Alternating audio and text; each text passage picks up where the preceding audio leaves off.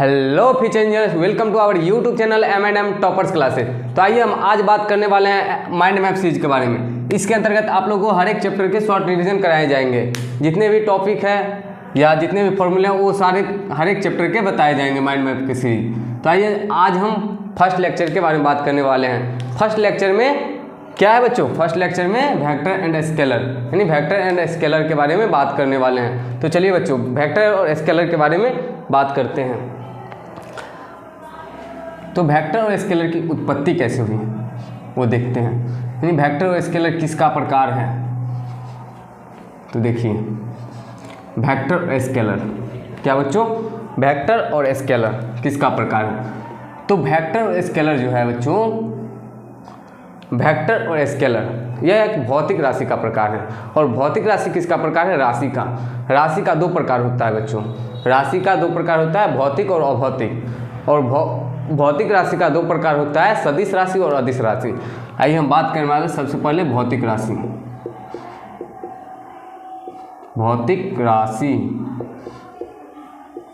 इसको इंग्लिश में क्या कहते हैं? Physical quantity.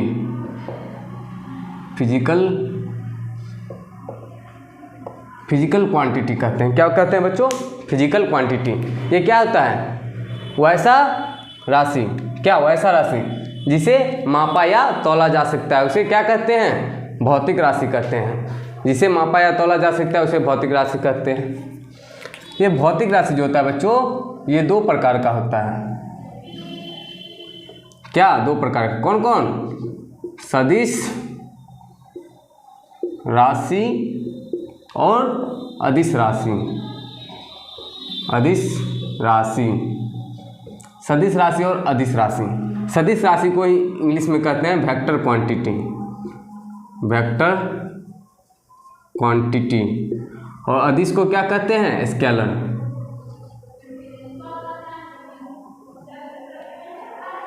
स्केलर क्वांटिटी कहते हैं। तो वेक्टर और स्केलर, ये वेक्टर और स्केलर होता क्या है बच्चों? आप पूछे सर वेक्टर क्या होता है, स्केलर क्या होता है? वेक्टर क्या होता है? वेक्टर क्वांटिटी होता है वैसा भौतिक राशि, वैसा भौतिक राशि जिसमें परिमाण तथा दिशा दोनों हो, उसे भौतिक राशि कहते, उसे सदिश राशि कहते हैं। अब अदिश राशि किसे कहते हैं? कैसे सर अदिश राशि? वैसा भौतिक राशि जिसमें केवल, क्या बच्चों? जिसमें केवल परिमाण हो, जिसमें केवल परिमाण हो, उसे अदिश राशि कहते हैं। यानी ओनली क्या हो? ओनली मैग्नीट्यूड हो, ओनली मैग्नीट्यूड हो। और इसमें क्या? सदिश में क्या है बच्चों? सदिश में क्या है? परिमाण, यानी मैग्नीट्यूड के साथ साथ क्या? दिशा, डायरेक्शन भी हो, उसे क्या कहते हैं? सदिश कहते हैं। और जिसमें केवल और केवल मैग्नीट्यूड हो उसे अदिश राशि कहते हैं। सदिश राशि जो है बच्चों, सदिश राशि यह जो है साधारण बीजगणित के नियम का पालन नहीं करती। यानी इसमें आप 2 + 2 जोड़िएगा 4 नहीं होगा, कुछ और होगा, वो आप आगे फार्मूला से देखिए। यह जो है यह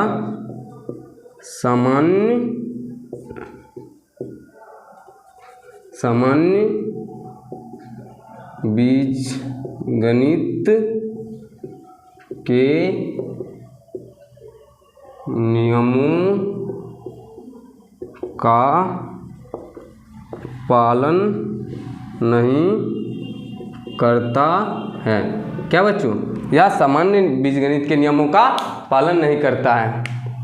यह जो है या सामान्य बीजगणित के नियमों का पालन करता है। तो आप लोग पूछे सर ये सामान्य बीजगणित के नियमों का पालन नहीं करता है तो कौन सा बीजगणित के नियमों का पालन करता है? यानी यह सामान्य बीजगणित के नियम को पालन नहीं करता है। यह जो है सदिशीय बीजगणित के नियमों का पालन करता है। सदिशीय बीजगणित के नियम का पालन करता है। यह जो है सदिशीय बीजगणित के नियमों का पालन करता है। यहाँ तक आप लोग पहले स्क्रीनशॉट लीजिए, फिर हम आगे बढ़ते हैं। अब आप लोग स्क्रीनशॉट ले चुके होंगे, तो आइए आगे बढ़ते हैं।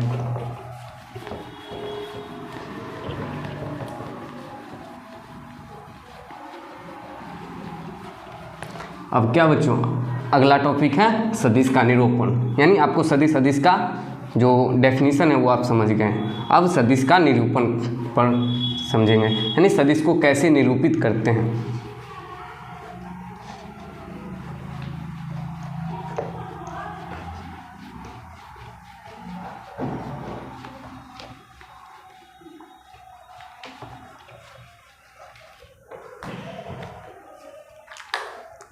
सदिश राशि के निरूपण।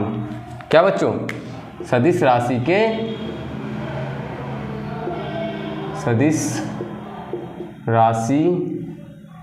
का निरूपण यानी representation of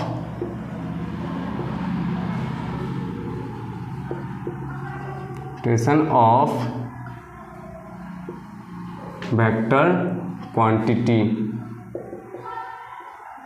representation of vector quantity यानी सदिश राशि को कैसे निरूपित करते हैं। क्या बच्चों, सदिश राशि को कैसे निरूपित करते हैं। इसको दो प्रकार से निरूपित किया जाता है। एक भौतिक फिजिकल रिप्रेजेंटेशन यानी भौतिक निरूपण। इसमें फर्स्ट जो होता है बच्चों भौतिक निरूपण होता है।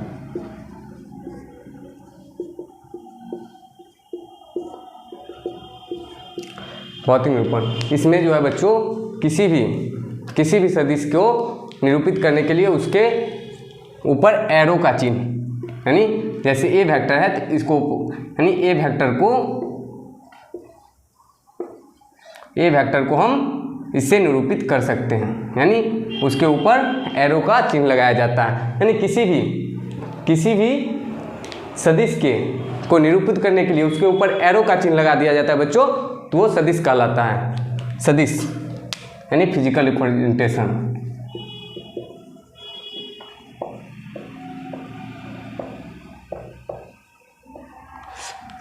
और दूसरा होता है बच्चों ज्यामितीय।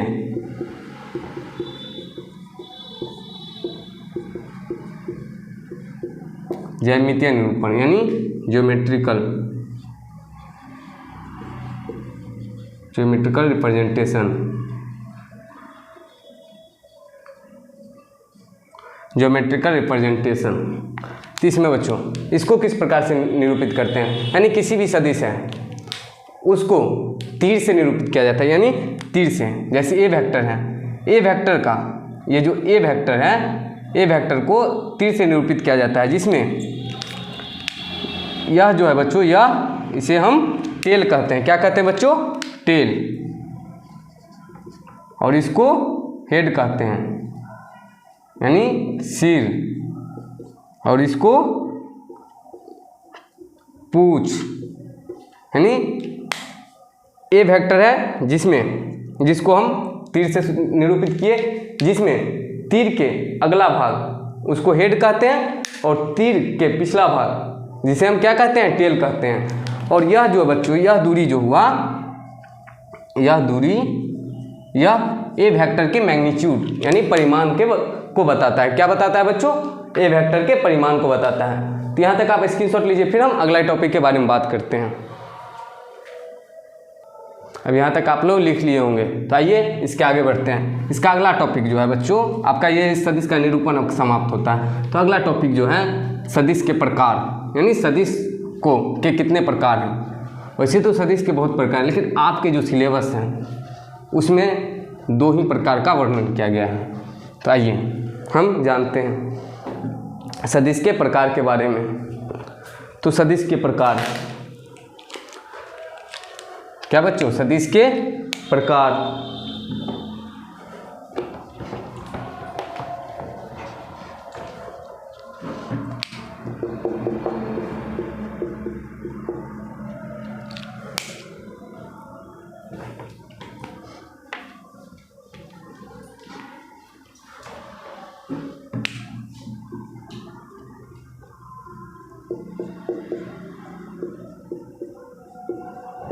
सदिश के प्रकार।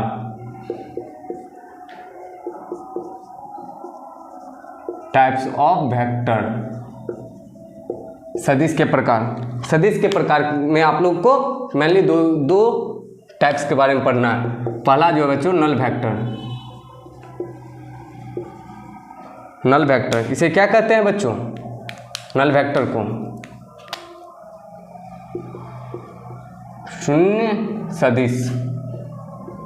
शून्य सदिश किसे कहते हैं, वैसा सदिश राशि जिसका परिमाण शून्य हो उसे क्या कहते हैं बच्चों, शून्य सदिश।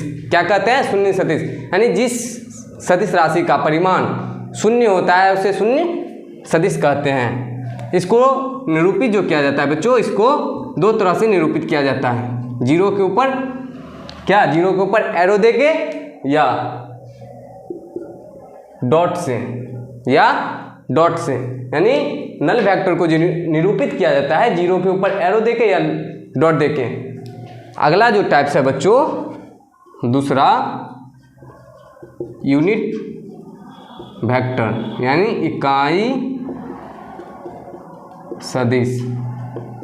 इकाई सदिश वैसा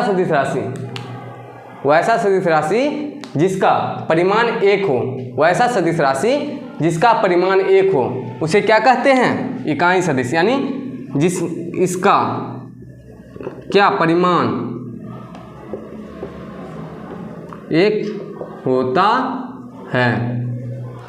इसको निरूपित कैसे करते हैं बच्चों, इसको जो भी सदिश राशि आपको दिया है उसका अगर आपको यूनिट वेक्टर कह रहा है तो उसके ऊपर एरो लगा दीजिए। आपको ए वेक्टर दिया हुआ है, आपको कह रहा है यूनिट वेक्टर में चेंज करने के लिए, तो इसको ए कैप देंगे तो ये निरूपित करता है कि ए वेक्टर का ये यूनिट वेक्टर है, यानी इकाई सदिश है। इसका परिमाण जो होता है बच्चों 1 होता है, परंतु ये मेनली यूज किया जाता है दिशा के लिए। किस चीज़ के लिए बच्चों, दिशा के लिए। तो आप कहिएगा सर ए वेक्टर किसी भी सदिश का आप इकाई सदिश निकाल सकते हैं। कैसे निकालिएगा, आपको ए वेक्टर दे दिया गया, आपको कहा इसका क्या इकाई सदिश निकालने के लिए। आप ए कैप निकालने के लिए क्या कीजिएगा, इसमें ए कैप तो आपका इसका डायरेक्शन हुआ इनटू इसके मैग्नीट्यूड से गुना कर दीजिएगा, तो ये क्या ए वेक्टर बनाएगा। कैसे, ये आपका क्या डायरेक्शन दिया,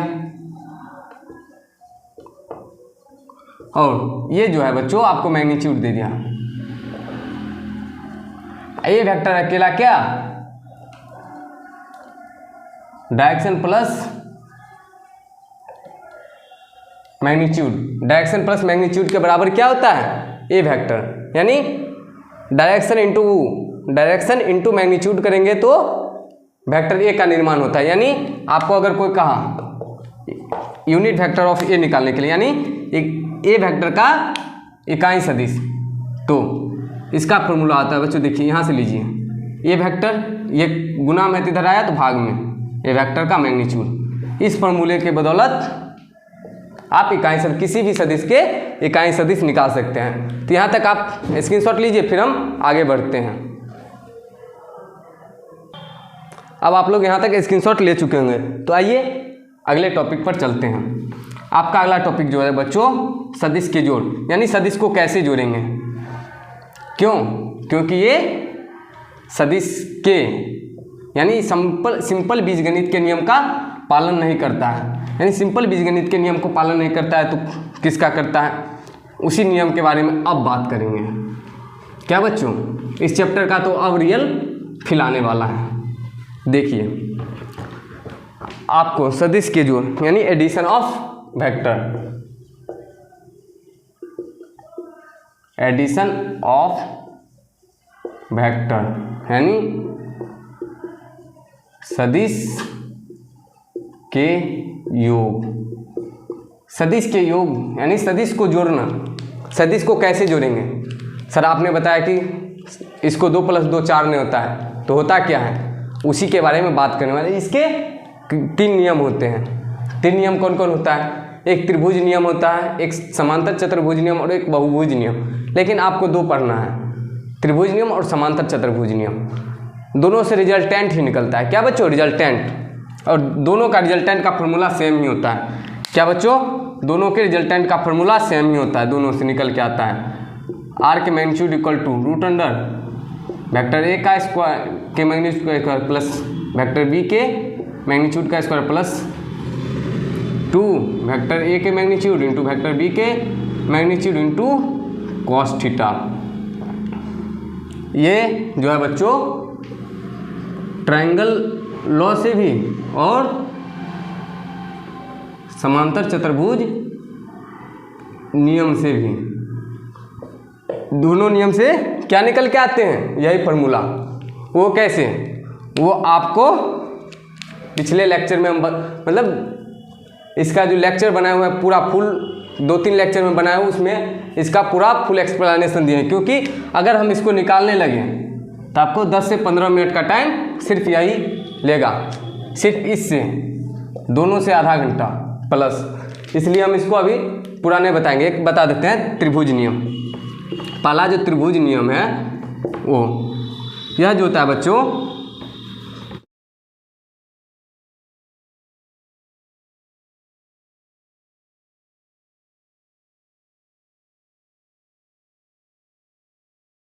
यह जो होता है किसी त्रिभुज के 2 क्रमागत भुजाओं, यानी ये वेक्टर है और ये बी वेक्टर है, यानी किसी भी त्रिभुज के 2 क्रमागत भुजाओं पर 2 त्रिभुज को एक क्रम में निरूपित किया जाता है। यानी 2 सदिश जो है, 2 सदिश को किसी त्रिभुज के 2 क्रमागत भुजाओं पर एक ही क्रम में निरूपित किया जाता है, तो उसका जो परिणामी होता है वो त्रिभुज के तीसरा भुजा पर होता है, लेकिन विपरीत क्रम में होता है। देखिए बच्चों, ये दोनों एक क्रम में हुआ क्योंकि इसका एरो यहाँ है, फिर अगला एरो यहाँ है, यानी दोनों एक क्रम में हुआ। लेकिन ये जो रिजल्टेंट, ये आर जो है vector A plus vector B के बराबर होता है। यानी जो आर है, आर क्या है बच्चों? इसके विपरीत क्रम में। ये त्रिभुज के नियम कहता है और ये भी कहता है। ये थीटा जो बच्चों है, ये दोनों सदिश के, यानी आपको जो 2 सदिश दिया गया है उस दोनों सदिश के बीच के कोण को थीटा कहते हैं, जो आपको यहाँ पे फॉर्मूला में पुट किया गया है थीटा। और यह जो होता है बच्चों अल्फा होता है, यह जो होता है अल्फा होता है। आप ये थीटा है तो ये क्या कहिएगा? बी साइन थीटा, और ये B cos theta, B sine theta और बी कॉस थीटा। तो आपको पूछेगा अल्फा निकालने, अल्फा कैसे निकालेंगे? तो अल्फा निकालने का फॉर्मूला आता है बच्चों tan inverse b sine theta upon a plus B cos theta. क्या होता है? B sine theta upon a plus B cos theta. क्यों? ये जो यहाँ से यहाँ के बीच का दूरी है, ये ए का मैग्नीट्यूड, यहाँ से यहाँ बी के मैग्नीट्यूड को बतलाता है। क्या बच्चों? बी के मैग्नीट्यूड को। और देखिए ये कैसा है ये बता देते हैं। tan अल्फा बराबर, आप tan अल्फा का फॉर्मूला लगाएं। आप इस त्रिभुज में चल जाइए, इस त्रिभुज में मान लीजिए ये ओ है ए बी सी, तो आप चल जाइए त्रिभुज ओ ए सी में, त्रिभुज ओ ए सी में tan अल्फा बराबर ये क्या? बी साइन थीटा अपॉन आधार ए प्लस बी कॉस थीटा, ए प्लस बी कॉस थीटा। और इस इस tan को उस पार ले गए तो क्या आया बच्चों, ये आया tan inverse b sin theta upon a plus B cos theta, a plus B cos theta. यहाँ तक आप लोग स्क्रीनशॉट लीजिए, फिर हम आगे बढ़ते हैं। यहाँ तक आप लोग स्क्रीनशॉट ले चुके होंगे, तो आइए हम आगे बढ़ते हैं। आपका अगला टॉपिक क्या है बच्चों? आपका अगला टॉपिक इसी से रिलेटेड है, क्या है बच्चों? सम इम्पोर्टेंट केस, यानी आप इसमें केस को समझिए।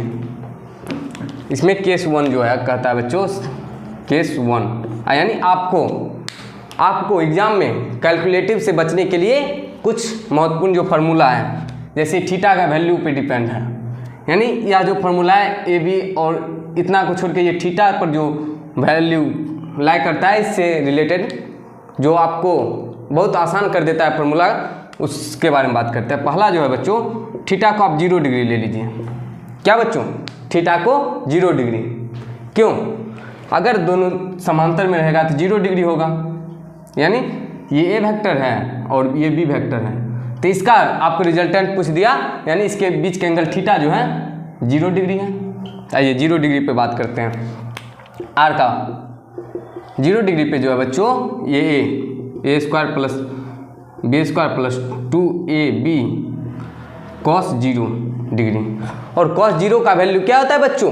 1। आप लोगों को पता होगा कॉस 0 का वैल्यू 1 रूट अंडर ए square plus B square plus 2ab। क्यों? इसका वैल्यू जो है 1 हुआ। आप लोगों को कुछ याद आ रहा होगा इस फार्मूला को देखकर। क्या यह किस चीज़ का फार्मूला है बच्चों? a प्लस बी का होल स्क्वायर, यानी r का जो मैग्नीट्यूड है, r का मैग्नीट्यूड a प्लस बी के होल स्क्वायर के रूट अंडर, यानी इसको रूट अंडर से निकालेंगे तो क्या होगा बच्चों? रूट के अंदर से निकालेंगे तो ये स्क्वायर खत्म होगा। कैसे? ये स्क्वायर है, ये रूट है, रूट को तोड़ते हैं क्या आता है बच्चों?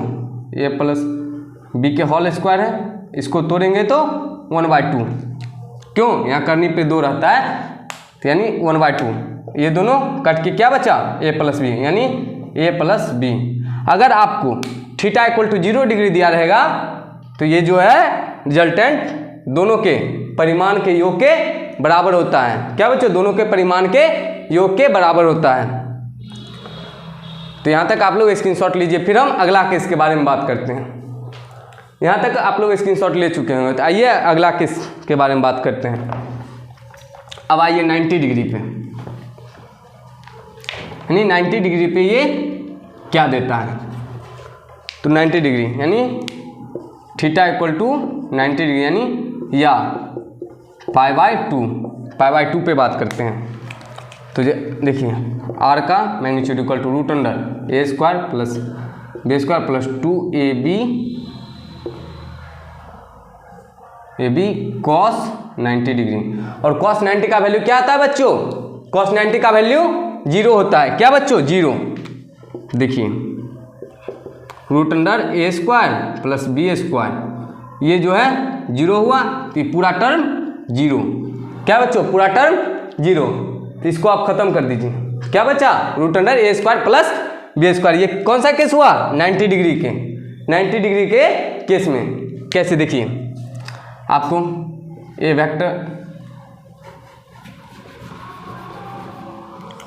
ए वेक्टर दिया गया और अगला वेक्टर बी वेक्टर दिया गया। आपको रिजल्टेंट पूछ रहा है, ये 90 डिग्री है, यानी ये इसका 90 डिग्री हुआ। अल्फ़ा आपको ये पूछ रहा है आर इक्वल टू पूछ रहा है। क्या होगा बच्चों? ये ए के मैग्नीट्यूड प्लस बी के मैग्नीट्यूड के बराबर होगा। क्या होगा? ए के मैग्नीट्यूड प्लस बी के मैग्नीट्यूड के, ए के और बी के मैग्नीट्यूड के होल स्क्वायर के योग के बराबर होगा। क्या बच्चों? रूट अंडर ए स्क्वायर प्लस बी स्क्वायर के बराबर होगा। क्या बच्चों? रूट अंडर ए स्क्वायर प्लस बी स्क्वायर। कैसे? ये पाइथागोरस भी आपको बताता है। अगर दोनों के बीच का एंगल 90 डिग्री हो, यानी समकोण हो, समकोण त्रिभुज, तो उसका कर्ण जो होता है दोनों भुजा के स्क्वायर के सम के बराबर होता है। दोनों से आप इस फॉर्मूला को रिलेट कर सकते हैं। अब एक और केस बचा, कौन सा केस? 180 डिग्री के एंगल पे। तो आइए उसको भी देख लेते हैं। 180 डिग्री के एंगल पे क्या होगा? 180 डिग्री, तीसरा में क्या है? थीटा। थीटा का वैल्यू 180 डिग्री या पाई, 180 डिग्री या पाई। तो देखिए 180 डिग्री या पाई पे आर का magnitude equal to root under A square plus B square plus 2ab cos 180 degree. और कॉस 180 डिग्री का मान क्या होता है बच्चों? -1। क्यों? सेकंड क्वाड्रेंट में साइन और कॉसेक ही पॉजिटिव होता है, कॉस निगेटिव होता है, यानी ये 180 डिग्री यानी सेकंड क्वाड्रेंट में है, तो ये निगेटिव होगा। और कॉस 180 का वैल्यू होता है 1, यानी इसका वैल्यू -1 होगा। क्या होगा बच्चों? -1, यानी a square plus B square plus 2ab, इसको -1 से गुना करेंगे तो ये यहाँ पर माइनस आ जाएगा और यहाँ से ये खत्म। क्यों? क्योंकि 1 को किसी से गुना करेंगे तो जो रहेगा उसी वही बचेगा। तो देखिए ये आपको देखकर आपको कोई फॉर्मूला याद आ रहा होगा, और वो कौन सा फॉर्मूला है बच्चों? a माइनस बी का होल स्क्वायर। क्या बच्चों? a माइनस बी का होल स्क्वायर। इसको रूट से निकालेंगे तो क्या होगा बच्चों? इसको रूट से निकालेंगे तो a माइनस बी, ये जो है a माइनस बी, और 0 डिग्री के थीटा इक्वल टू 0 डिग्री पे क्या आया था? r का वैल्यू a प्लस बी आया था, यानी 0 पर a प्लस बी और 180 पे a माइनस बी। या आप इसको ये भी कह सकते हैं, या root under b square minus a square. आप क्या b square minus a square भी कह सकते हैं। तो इसका क्या होगा? दूसरा क्या होगा? आर के magnitude equal to b minus a भी हो सकता है, यानी इसमें जो बड़ा रहेगा, अगर ए बड़ा रहेगा तो ए माइनस बी होगा, या बी बड़ा मैग्नीट्यूड में जो ए बड़ा होगा ए माइनस बी, या बी बड़ा होगा तो बी माइनस ए होगा। यहाँ तक आप लोग लिखिए, फिर हम आगे बताते हैं। अब यहाँ तक आप लोग स्क्रीनशॉट ले चुके होंगे, तो आइए हम अगला टॉपिक के बारे में बात करते हैं। उससे पहले एक और बात जो आप लोगों के लिए बहुत ही यूजफुल होगा, आइए उसको हम समझते हैं। यानी इसका रेंज, यानी आपको परिणामी का रेंज पूछेगा अगर, तो आप क्या बताइएगा? यानी मैं आपको अगर को 2 सदिश दे दिया और उसमें मैक्सिमम वैल्यू आपको पूछ दिया, जो r है, इसका आपको अगर मैक्सिमम और मिनिमम वैल्यू पूछता है तो कैसे निकालिएगा? यानी r का जो मैक्सिमम और मिनिमम वैल्यू है, यानी r कहाँ से कहाँ तक लाई करेगा, यानी परिणामी का सबसे कम मान क्या होगा और सबसे ज़्यादा मान। तो देखिए परिणामी का सबसे कम मान आप तुरंत देखें, क्या 180 डिग्री पे a माइनस बी या बी माइनस ए, हर एक जगह पे दोनों आपस में कुछ ना कुछ जुड़ता था, लेकिन यहाँ पर घट रहा है। ये आपका क्या होगा? सबसे कम मान a माइनस बी या और b माइनस ए जो है, इससे हमेशा बड़ा या बराबर होता है परिणामी, और a प्लस बी से हमेशा छोटा या उसके बराबर होता है। क्या बच्चों? इससे बड़ा होता है और इससे हमेशा छोटा या बराबर होता है। ये आपका इसका जो है रेंज, r का परिणामी का रेंज।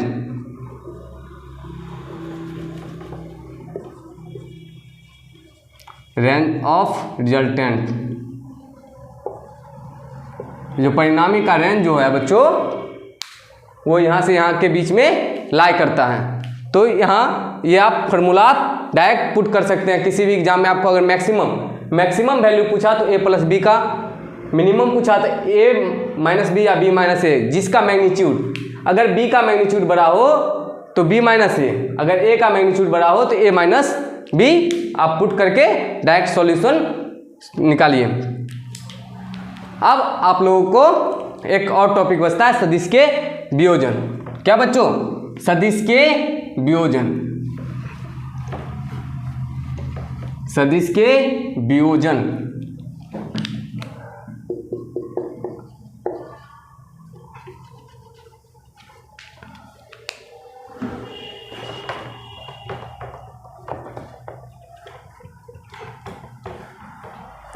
सदिश के वियोजन,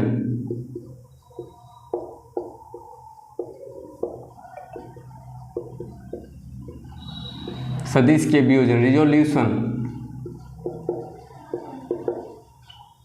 ऑफ वेक्टर, यानी रिजोल्यूशन ऑफ वेक्टर किसे कहते हैं, इसका परिभाषा क्या होता है, यानी किसी भी सदिश को दो या दो से अधिक घटक या कंपोनेंट में तोड़ने की प्रक्रिया को क्या कहते हैं, सदिश का वियोजन कहते हैं। क्या कहते हैं बच्चों, सदिश का वियोजन। सदिश का वियोजन किसे कहते हैं, किसी भी सदिश को दो या दो से अधिक घटक में तोड़ने की प्रक्रिया को क्या कहते हैं, सदिश का वियोजन कहते हैं। तो ये कैसे होता है, किसी भी सदिश को घटक में कैसे तोड़ते हैं। मान लिए दो सदिश हैं ए और बी, दो वेक्टर आपको दिया गया है, बी वेक्टर। ए वेक्टर को का दो घटक में तोड़ना है, ए वेक्टर को दो घटक में तोड़ना है, एक्स और वाई। ये क्या है, एक्स और ये वाई। ये दोनों के बीच का एंगल थीटा दे दिया गया आपको। या फिर ए का बी पर घटक क्या होगा, यानी वेक्टर ए का वेक्टर बी पर कंपोनेंट क्या होगा, यानी वेक्टर ए का वेक्टर बी पे कंपोनेंट क्या होगा। ओ ए घटक जो होता है बच्चों, जिसका घटक जिस पे कहा जाता है उस पर परपेंडिकुलर डिस्टेंस पर जो होता है उसको उसका घटक कहते हैं। क्या कहते हैं, उसका घटक कहते हैं। यानी ओ ए का घटक जो होगा बच्चों, ओ ए का घटक वो ओ बी होगा। ओ ए का घटक जो होगा ये ओ ए का कंपोनेंट है। अब ओ बी का वैल्यू क्या होगा, आप पूछेगा ओ बी का वैल्यू क्या होगा। तो ये ओ बी का जो वैल्यू होता है बच्चों, ओ बी का वैल्यू, ये ओ बी का वैल्यू ये इस पे डिपेंड करता है, इस पे। ये कैसे निकालेंगे ओ बी का वैल्यू, तो देखिए आपको ये थीटा गिवन है, आपको ओ बी का निकालना है और ये क्या ओ ए आपको दिया गया है। तो आप इससे इसके रिलेशन लीजिए, ये आधार हुआ, ये कर्ण हुआ, ये आपको थीटा दिया हुआ। आधार और कर्ण से रिलेट क्या होता है बच्चों, cos theta. Cos theta equal to O B divided by O A. तो ओ बी क्या है, ओ बी ही है, इसका मान आपको निकालना ही है। ओ ए का वैल्यू ए, ये कॉस थीटा, यानी ओ बी बराबर ए कॉस थीटा, यानी ओ बी का वैल्यू आपको क्या आया, ए कॉस थीटा। इसी प्रकार आपको अगर वाई पर कंपोनेंट पूछता, वाई पर ये आपका थीटा दिया गया है, ये सी है, ये सी है। तो अगर आपको ओ सी पूछता तो क्या होगा बच्चों, ओ सी, ओ सी क्या होगा, ओ सी ए साइन थीटा। ये कैसे होगा बच्चों, देखिए ओ सी बराबर, आप इस दोनों के बीच का एंगल लीजिएगा, इस दोनों के बीच का एंगल क्या होगा, 90 माइनस थीटा। ये 90 माइनस थीटा, इस 90 माइनस थीटा आप ए कॉस थीटा लिखिएगा, कॉस थीटा, ए कॉस थीटा। थीटा का वैल्यू क्या है, 90 माइनस थीटा। थीटा का वैल्यू 90 माइनस थीटा। तो आप ओ सी बराबर क्या लिख सकते हैं, कॉस 90 माइनस थीटा बराबर साइन थीटा। तो ए साइन थीटा, ए साइन थीटा। इस प्रकार से आप इसका कंपोनेंट निकाल सकते हैं। इस प्रकार से आपका क्या, सदिश का वियोजन भी समाप्त होता है। यानी आपके सिलेबस में जितना भी टॉपिक था वो सारे टॉपिक अब समाप्त होता है। तो मिलते हैं बच्चों नेक्स्ट लेक्चर में।